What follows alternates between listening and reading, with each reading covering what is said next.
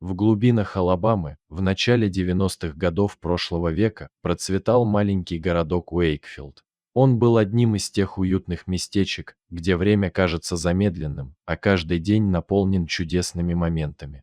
Здесь жила дружная семья Матьюсонов, чьи дни наполнялись уютными посиделками на крыльце и искренними улыбками соседей. Жизнь в Уэйкфилде текла размеренно и непринужденно. Но однажды, в самом разгаре лета, все изменилось. Жители городка были поражены слухами о таинственном побеге волка из бродячего цирка. Этот волк, имя которого было Сэм, был удивительным зрелищем на представлениях, которое привлекало толпы зрителей. Жители говорили, что его глаза, как звезды ночного неба, сверкали загадочным светом, притягивая к себе сердца зрителей. В ночь побега все вокруг цирка было погружено в тишину, и только луна освещала землю своим бледным светом.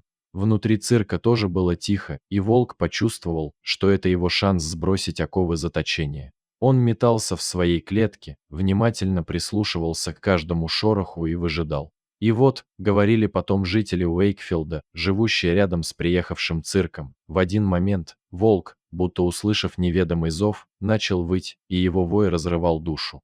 Доподлинно неизвестно, благодаря чему волк смог покинуть клетку. Может, человек, отвечающий за еду для зверей, некрепко закрыл дверь в холодную и тесную волчью темницу, а может, сама природа помогла одному из своих сыновей. Однако на утро, когда человек с миской мяса пришел к клетке, волка в ней уже не было. И вот, в утренний час, по городским улочкам разнеслась новость. Волк из цирка сбежал. Такие слова распространялись быстрее, чем огонь на сухой траве.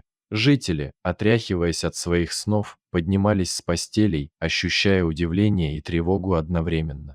Все вокруг обсуждали, как именно волку удалось освободиться, куда он мог направиться и будут ли они в безопасности в своих собственных домах.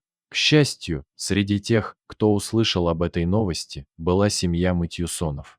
Джим и Элисон Матьюсоны, а также их дочь Сара, всегда относились с уважением к животным и любили приключения. Им никогда не нравилась идея содержания животных в неволе, поэтому побег волка Сэма вызвал у них симпатию и желание помочь этому смелому созданию. Сам же волк и не подозревал, как ему повезло сбежать именно в том городке, где жила эта семья.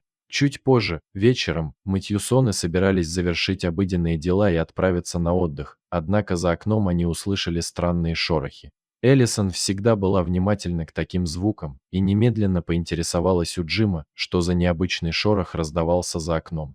Было решено проверить, что там происходит.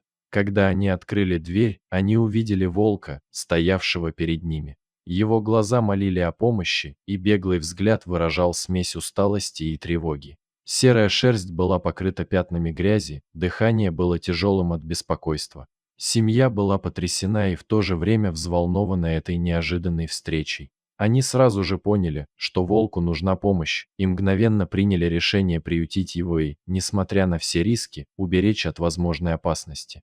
Элисон и Джим подошли медленно, словно боясь испугать его. Они протянули Сэму еду и воду, открывая свое доброе сердце. Несмотря на все опасения, волк медленно подошел, принимая их помощь.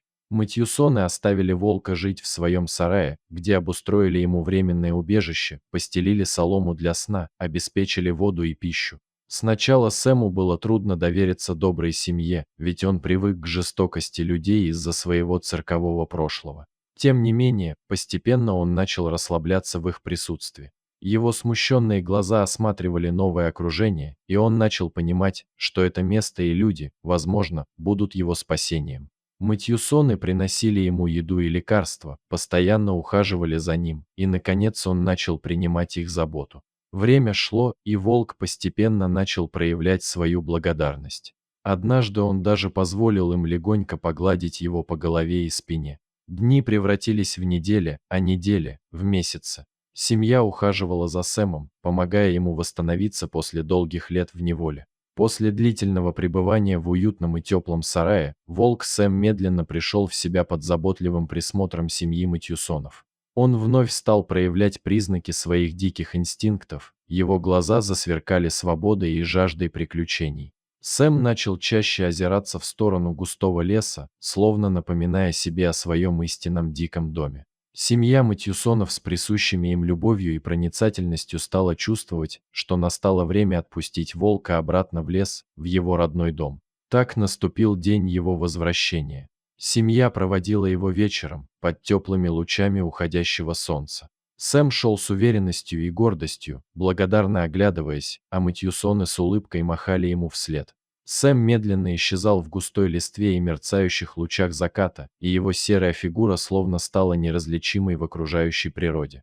На этот раз его путь был устремлен туда, откуда он был когда-то украден людьми. Теперь он был свободен и силен. Матьюсоны проводили волка долгим грустным взглядом, однако и они были счастливы, что волк наконец может вернуться в родную среду.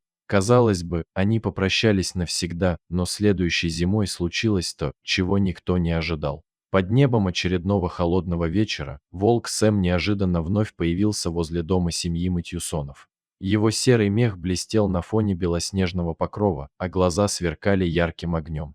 Семья с изумлением и радостью открыла дверь, чтобы впустить его. Волк вступил на порог, держа в зубах свою добычу, большого кролика. Он подошел к семье, предложив им свой дар, как знак благодарности за их любовь и заботу. Его глаза выражали признательность и доверие, и он словно призывал их разделить его праздничный дар. Люди с удивлением приняли кролика, понимая, что для волка это был способ показать свою благодарность и преданность. Их сердца наполнились теплом от этого жеста. Это возвращение стало для Матьюсонов символом того, что связи между людьми и дикой природой могут быть полны взаимности и уважения. Они поняли, что Сэм не забывает своих спасителей и хочет поделиться с ними своей добычей. Этот жест стал важным моментом в их общей истории.